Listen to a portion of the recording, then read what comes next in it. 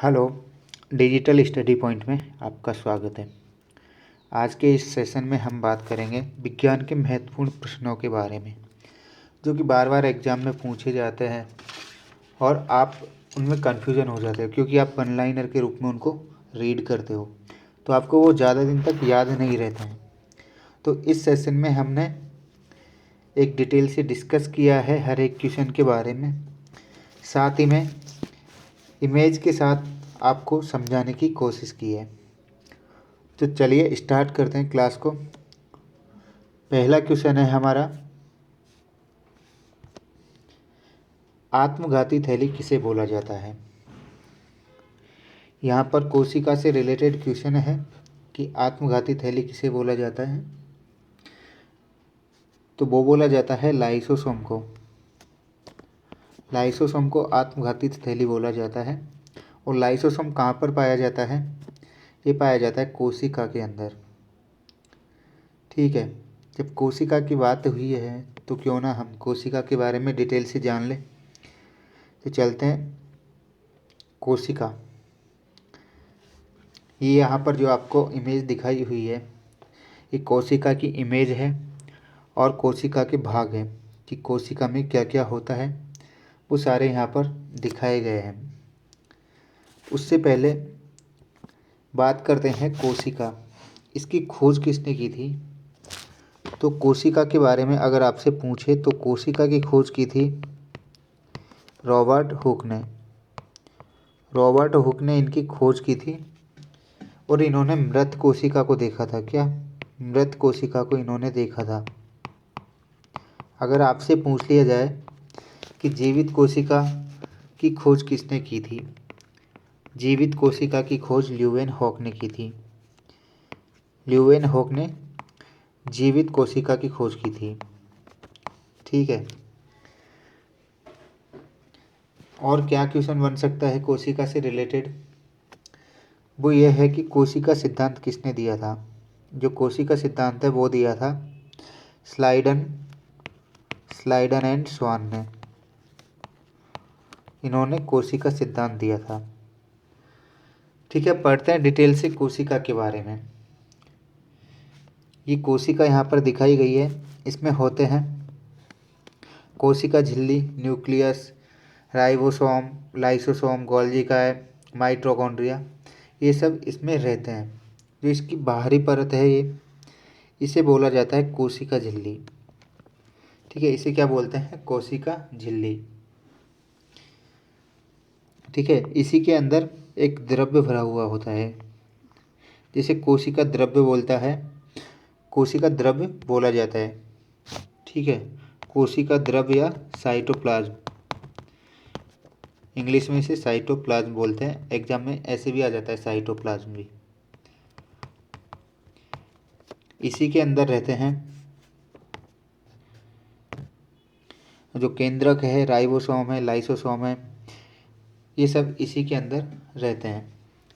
और जो केंद्रक होता है वो भी एक झिल्ली से पैक होता है। ठीक है, उसके अंदर जो द्रव होता है उसे कोशिका द्रव्य बोला जाता है। क्या बोला जाता है? कोशिका द्रव्य। ठीक है, ये जो आप तस्वीर देख रहे हो ये है जंतु कोशिका की तस्वीर। जंतु कोशिका की तस्वीर है। अच्छा, एक क्वेश्चन अगर एग्जामिनर आपसे पूछ ले कि जो कोशिका का अध्ययन है उसे क्या बोला जाता है, कोशिका के अध्ययन को क्या बोला जाता है, तो उसे बोला जाता है साइटोलॉजी। कोशिका के अध्ययन को बोलते हैं साइटोलॉजी। ठीक है, जो स्लाइडन एंड स्वान ने जो कोशिका सिद्धांत दिया था वो सिद्धांत क्या था? तो वो सिद्धांत था उसके अनुसार कि जो नई कोशिकाओं का निर्माण होता है ना, वो पुरानी कोशिकाओं के द्वारा ही होता है। जो नई कोशिका बनती है वो पुरानी कोशिकाओं के विभाजन से बनती है। ये सिद्धांत था स्लाइडन एंड स्वान का और इसे ही कोशिका सिद्धांत बोला गया था। ठीक है, बात करते हैं राइबोसोम की। तो राइबोसोम को प्रोटीन की फैक्ट्री बोला जाता है। क्या? प्रोटीन की फैक्ट्री बोला जाता है, प्रोटीन की फैक्ट्री। अच्छा, इसकी खोज की थी पैलेड ने। किसने? एक वैज्ञानिक थे पैलेट, उन्होंने इसकी खोज की थी, इसीलिए इसको बोलते हैं पैलेट गण भी बोला जाता है। राइबोसोम को पैलेट गण भी बोला जाता है। ठीक है, इसके बाद बात करते हैं गोल्जी काय के बारे में। गोल्जी काय, इसकी खोज की थी कैमिलो गोल्जी। किसने? कैमिलो गोल्जी ने इसकी खोज की थी और उन्हीं के नाम पर इसका नाम रखा गोल्जी काय। गोल्जी काय का प्रमुख काम क्या होता है? तो वो होता है प्रोटीन व वसा का भंडारण करना। जो प्रोटीन और वसा है उनका भंडारण करना इसका काम होता है। ठीक है, अगर आपसे एग्जाम में पूछ लिया जाए कि सबसे लंबी कोशिका कौन सी है, सबसे लंबी कोशिका अगर आपसे पूछ लिया जाए तो वो है तंत्रिका तंत्र। क्या? तंत्रिका तंत्र। ये सबसे लंबी कोशिका होती है मानव शरीर की। और अगर आपसे पूछ लिया जाए कि सबसे बड़ी कौन सी है, तो सबसे बड़ी होती है ओवेरी। ठीक है, और सबसे छोटी अगर आपसे पूछ लिया जाए, सबसे छोटी होती है स्पर्म। क्या? स्पर्म सबसे छोटी होती है। अच्छा, ये जो बातें थी ये थी जंतु कोशिका के बारे में। अब करते हैं हम पादप कोशिका के बारे में बात। ठीक है, तो इन दोनों में क्या फ़र्क होता है जंतु कोशिका और पादप कोशिका में, वो हम जानेंगे। जंतु कोशिका में क्या होता है? कोशिका झिल्ली। ठीक है, कोशिका झिल्ली ये पादप कोशिका में भी होती है। दोनों का फोटो दिखाया हुआ है यहाँ पे, आप देख लीजिएगा। पादप कोशिका है, उसमें भी होती है कोशिका झिल्ली। पादप कोशिका में इसके अलावा एक और होती है कोशिका भित्ति। कोशिका भित्ति, ये देखिए, ये जो आपको ब्लैक ब्लैक ये दीवार दिख रही है, ये है कोशिका झिल्ली। ठीक है, इसके बाहर जो एक ग्रीन पार्ट है ये है कोशिका भित्ति। और ये कोशिका भित्ति किसकी बनी होती है? ये बनी होती है सेल्यूलोज की। सेल्यूलोज की ये बनी होती है। ठीक है, इसके अलावा बात करते हैं न्यूक्लियस। न्यूक्लियस पादप कोशिका में पाया जाता है और जंतु कोशिका में भी पाया जाता है। ठीक है, इसके अलावा बात करते हैं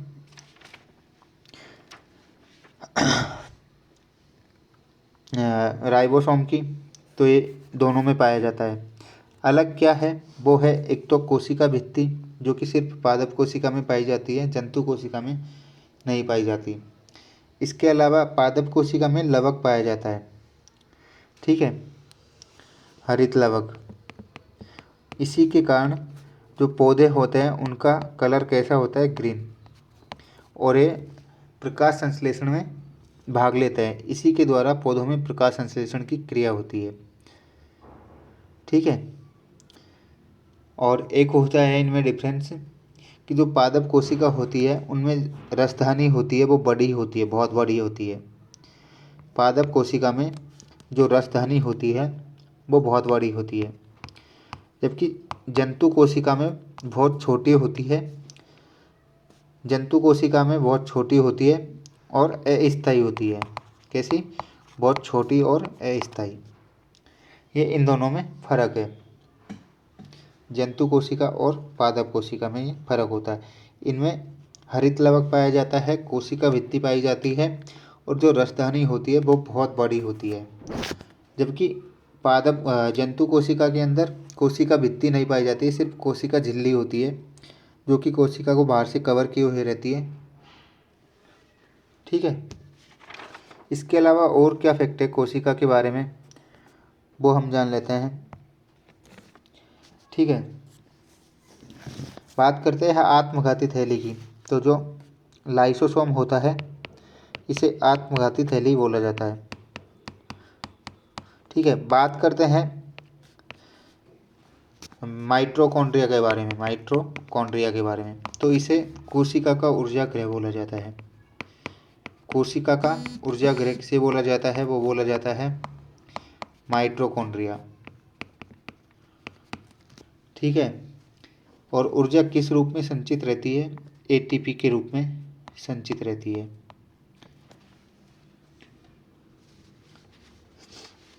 तो ये कुछ फैक्ट्स थे कोशिका के बारे में जो हमने डिस्कस कर लिए हैं। इसके बाद चलते हैं हम अपने अगले क्वेश्चन पर। अगले क्वेश्चन में पूछा गया है कि इंसुलिन हार्मोन का स्त्रावण किसके द्वारा होता है। यहाँ पर हार्मोन्स के बारे में पूछा है। तो मानव शरीर में जो हार्मोन्स होते हैं उनका स्त्रावण ग्रंथियों के द्वारा होता है। ठीक है, ग्रंथियों के द्वारा हार्मोन का स्त्रावण होता है मानव शरीर के अंदर। ठीक है, इन्हीं को अंतःस्त्रावी ग्रंथियाँ बोला जाता है। तो हम जितनी भी अंतःस्त्रावी ग्रंथियाँ हैं उनके बारे में यहाँ पर डिटेल से जानेंगे। कौन कौन सी है उनके बारे में जान लेते हैं। ये पूरा एंडोक्राइन सिस्टम दिखाया गया है आपको। पीनियल ग्रंथि, हाइपोथैलेमस, थायराइड, एड्रिनल, ठीक है, पैंक्रियाज, इन सब के बारे में हम यहाँ पर डिटेल से डिस्कस करेंगे।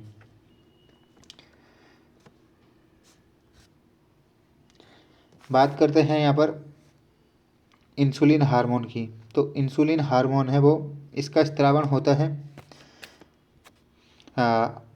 अग्नाशय ग्रंथि की बीटा कोशिका के द्वारा। जो अग्नाशय ग्रंथि होती है पैंक्रियाज, उसकी बीटा कोशिकाओं से इंसुलिन हार्मोन का स्त्रावण होता है। ठीक है, अच्छा, अग्नाशय के बारे में बात करते हैं कि एकमात्र ग्रंथि है जो मिश्रित ग्रंथि है। मिक्स्ड ग्लैंड कौन सी है? वो है अग्नाशय। ठीक है, और बाकी का हम इसके बारे में आगे डिटेल से पढ़ेंगे। तो जान लेते हैं। सबसे पहले बात करते हैं हम पीयूष ग्रंथि के बारे में। पीयूष ग्रंथि कहाँ पर पाई जाती है? जो पीयूष ग्रंथि है वो यहाँ पर पाई जाती है मस्तिष्क में। ठीक है, ये मस्तिष्क में पाई जाती है और इसका आकार कैसा होता है आप देखिएगा, एकदम छोटा सा मटर के दाने के जैसा इसका आकार है। ठीक है, यहाँ पर दिखाया है, देखो, ये एकदम मटर के दाने के जैसा इसका आकार होता है। बात करते हैं कि और क्या विशेषता है। तो वो है जो शरीर है, शरीर की सबसे छोटी अंतःस्त्रावी ग्रंथि कौन सी है?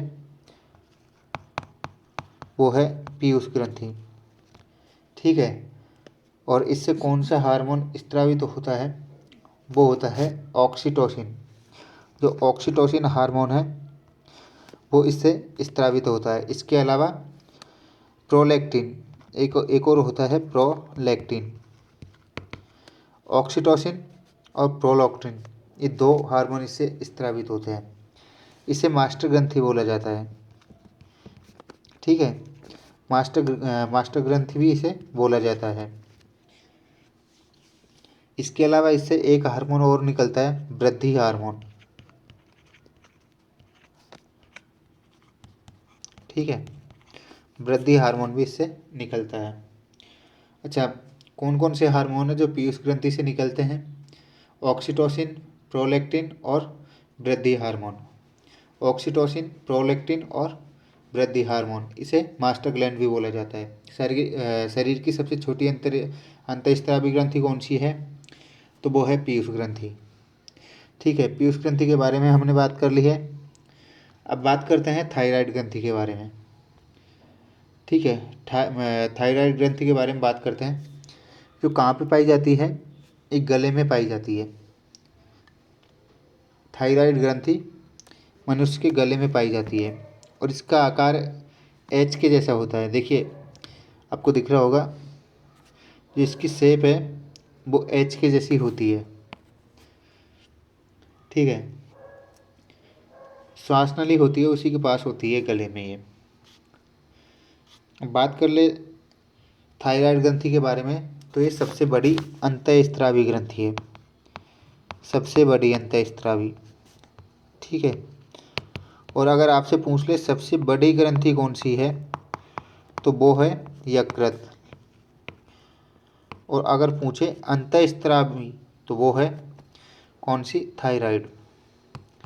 थायराइड सबसे बड़ी अंतःस्रावी है, जबकि सबसे बड़ी पूछ ली जाए तो वो है यकृत। ठीक है, इससे एक हार्मोन निकलता है थायरॉक्सिन।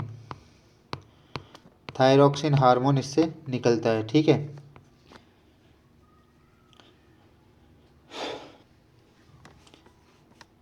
जो पॉइंट थे वो हमने डिस्कस कर लिए हैं थायराइड ग्रंथि के बारे में। ठीक है, और जो थायरॉक्सिन हार्मोन है इसका अगर कम स्त्रवण हो, अगर एक कम निकले तो इससे एक रोग हो जाता है। ठीक है, एक रोग होता है गलगंड, वो इससे हो जाता है। इसके बाद बात करते हैं अगली ग्रंथि के बारे में।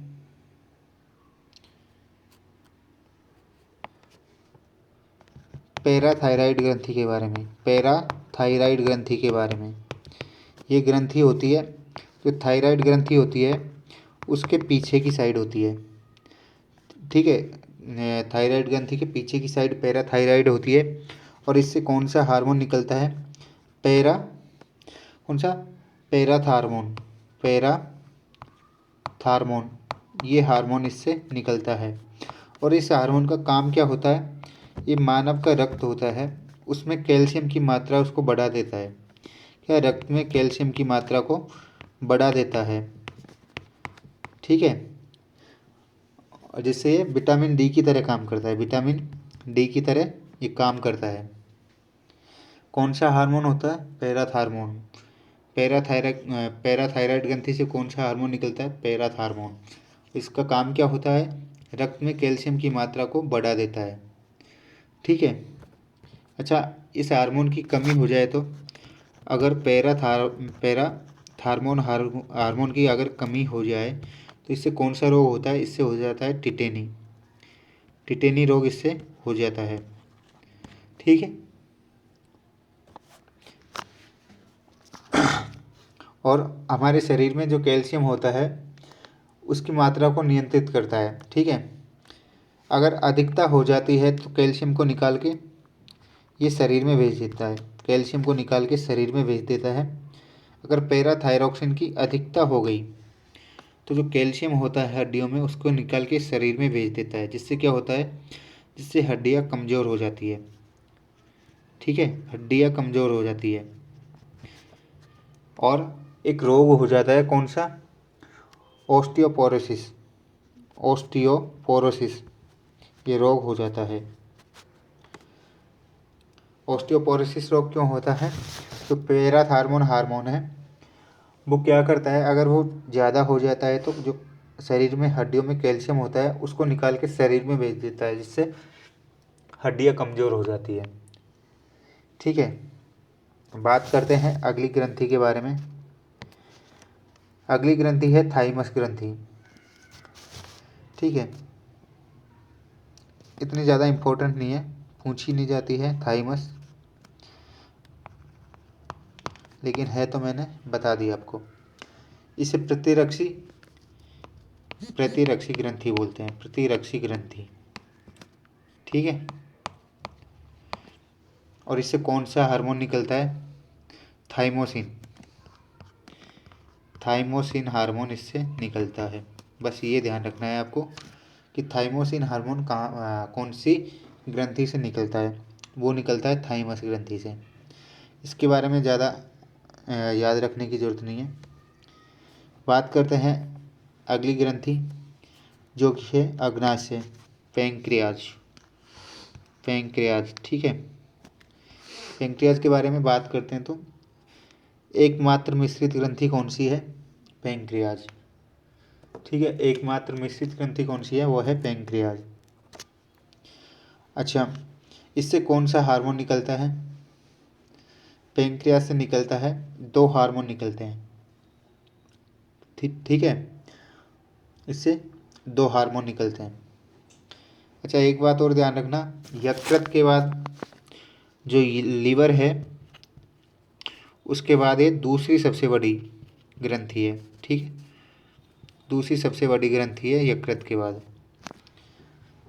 एक चीज़ और ध्यान रखना कि पेंक्रियाज के अंदर दो कोशिकाएं पाई जाती है, अल्फा और बीटा। अल्फा और बीटा कोशिका पेंक्रियाज के अंदर पाई जाती है। जो अल्फा कोशिका होती है उससे एक हार्मोन निकलता है, ठीक है, जिसका नाम है ग्लूकोन हार्मोन। क्या? ग्लूकोन हार्मोन। ध्यान रखना, ग्लूकोन हार्मोन। और ये क्या करता है? रक्त में ग्लूकोज की मात्रा को बढ़ा देता है। ग्लूकोन हार्मोन कहाँ से निकलता है? अग्नाशय की अल्फा कोशिका से। और ये हार्मोन ग्लूकोज की मात्रा को बढ़ा देता है, ग्लूकोज की मात्रा को इंक्रीज कर देता है, ठीक है। इसके अलावा जो बीटा कोशिका होती है उनसे निकलता है इंसुलिन, ठीक है। इंसुलिन हार्मोन बीटा कोशिका से निकलता है अग्नाशय के, जो रक्त में ग्लूकोज को कम कर देता है, मतलब ग्लूकोज को ये कम कर देता है। और जो अल्फा कोशिका से निकला था, कौन सा था? ग्लूकॉन, ठीक है, वो क्या करता है? वो बढ़ाता है। तो यहाँ पर कुल मिला के दोनों मिलके क्या करते हैं? रक्त में ग्लूकोज की मात्रा को नियंत्रित कर लेते हैं, ठीक है, रक्त में ग्लूकोज की मात्रा को नियंत्रित कर लेते हैं, ठीक है। बात करते हैं अगले पॉइंट के बारे में, जो है कि मानव शरीर की दूसरी सबसे बड़ी ग्रंथि कौन सी है? वो है अग्नाशय। अग्नाशय ग्रंथि सबसे बड़ी है, दूसरी सबसे बड़ी ग्रंथि है। और सबसे बड़ी कौन सी है? वो है यकृत, ठीक है। अगली ग्रंथि के बारे में हम बात करते हैं, तो वो है एड्रिनल। कौन सी? एड्रिनल, ठीक है। एड्रिनल के बारे में बात करें उससे पहले एक पॉइंट और ध्यान रखना कि जो इंसुलिन हार्मोन है, इंसुलिन हार्मोन, उसकी कमी से कौन सा रोग होता है? मधुमेह। मधुमेह रोग हो जाता है इंसुलिन की कमी से। और अगर इंसुलिन की अधिकता हो जाती है तो उससे कौन सा हो जाता है? तो वो हो जाता है हाइपोग्लासीमिया। कौन सा? मैं लिख के दिखा देता हूँ, हाइपोग्लासीमिया, ये रोग हो जाता है अगर अधिकता हो जाती है। तो अगर इंसुलिन कम होता है तो मधुमेह हो जाता है, ठीक है। अब बात करते हैं एड्रिनल ग्रंथि के बारे में। ये कहाँ पर पाई जाती है? किडनी के ऊपर होती है। जो किडनी होती है उसके ऊपर होती है एड्रिनल ग्रंथि, ठीक है। इसे आपातकालीन ग्रंथि भी बोला जाता है, आपातकालीन, फाइट एंड फ्लाइट, ठीक है, फाइट एंड फ्लाइट। इसमें दो भाग होते हैं, ठीक है। एक होता है बाहरी भाग, ठीक है, एक होता है बाहरी भाग और एक होता है आंतरिक भाग। ये दो भागों में डिवाइड रहती है, बाहरी भाग और आंतरिक भाग। जो बाहरी भाग होता है ना, उसे बोलते हैं कॉर्टस, कॉर्टक्स बोलते हैं उसे। और जो आंतरिक भाग होता है उसे बोलते हैं मेड्यूला, मेड्यूला आंतरिक भाग को बोला जाता है। एड्रिनल ग्रंथि के जो आंतरिक भाग होता है उसको मेड्यूला बोलते हैं और बाहरी भाग को कॉर्टक्स बोलते हैं, ठीक है। जो बाहरी भाग होता है कॉर्टक्स, उससे एक हार्मोन निकलता है कार्टिसोल। क्या? कार्टिसोल एक हार्मोन निकलता है जो एड्रिनल ग्रंथि का बाहरी भाग होता है कॉर्टक्स, उससे, ठीक है। और जो मॉड्यूला होता है, आंतरिक भाग मॉड्यूला, उससे निकलता है एड्रिनल, ठीक है, उससे एड्रिनल हार्मोन निकलता है। अच्छा, जब एड्रिनल हार्मोन निकलता है तब क्या होता है? जब भूख प्यास खत्म हो जाती है और हमारी जो विल पावर होती है वो बढ़ जाती है, ठीक है, क्योंकि ये आपातकालीन टाइम में निकलता है, जब करो या मरो की स्थिति होती है तभी ये निकलता है। तो ये इन सबको कंट्रोल कर देता है, भूख प्यास सब गायब कर देता है, हमारी विल पावर बढ़ा देता है। और जो रक्त दाब और हृदय की गति है और जो ग्लूकोज का लेवल होता है उन सबको बढ़ा देता है। क्योंकि आदमी की उस टाइम पे देखो सांस फूली हुई रहती है, तो इन सब की ज़रूरत होती है कि जो हृदय की गति है वो बढ़े, रक्तदाब बढ़े और ग्लूकोज ये भी बढ़े। तो इन सबको कौन बढ़ा देता है? Adrenal hormone. कहाँ से निकलता है? जो आंतरिक भाग होता है ना एड्रिनल ग्रंथि का, मेडुला, उससे ये निकलता है। ठीक है, इसके बाद बात करते हैं अगली ग्रंथि के बारे में। अगली ग्रंथि के बारे में बात करते हैं पीनियल ग्रंथि। ठीक है, पीनियल ग्रंथि कहाँ पे मिलती है? मस्तिष्क का जो अगला भाग होता है ना, थैलेमस, जो मस्तिष्क का अगला भाग होता है ना, थैलेमस, उसमें ये मिलती है। ठीक है, इसे जैविक घड़ी बोला जाता है। मानव शरीर की जैविक घड़ी किसे बोला जाता है? वो बोला जाता है पीनियल ग्रंथि को। ठीक है, इससे कौन सा हार्मोन निकलता है वो ध्यान रखना, मेलाटोनिन। कौन सा? मेलाटोनिन हार्मोन इससे निकलता है। ठीक है, इसके बाद बात करते हैं हम हाइपोथैलेमस की। हाइपोथैलेमस के बारे में बात करते हैं। तो ये थैलेमस के नीचे मस्तिष्क में होती है। कहाँ पे होती है? जो थैलेमस होता है मस्तिष्क का भाग, उसके नीचे की साइड ये होती है। इस ग्रंथि को मास्टर ऑफ मास्टर ग्रंथि बोला जाता है। मास्टर ऑफ मास्टर, ये जो पीयूष ग्रंथि होती है उस पर भी कंट्रोल करती है। मास्टर ऑफ मास्टर ग्लैंड इसे बोला जाता है। ठीक है, अब इससे कौन सा हार्मोन निकलता है आज तक वैज्ञानिक जान नहीं पाए, अभी तक खोज जारी है। जिस दिन वैज्ञानिकों को पता चल जाएगा मैं आपको बता दूंगा कि इससे कौन सा हार्मोन निकलता है। बस आपको इतना ध्यान रखना है कि मास्टर ऑफ मास्टर ग्लैंड किसे बोला जाता है, तो वो बोला जाता है हाइपोथैलेमस को। और मास्टर मास्टर ग्लैंड को किसे बोला जाता है? वो बोला जाता है पीयूष ग्रंथि को। ठीक है, शरीर की सबसे बड़ी अंतःस्त्रावी ग्रंथि कौन सी है? बताइए, शरीर की सबसे बड़ी अंतःस्त्रावी ग्रंथि कौन सी होती है?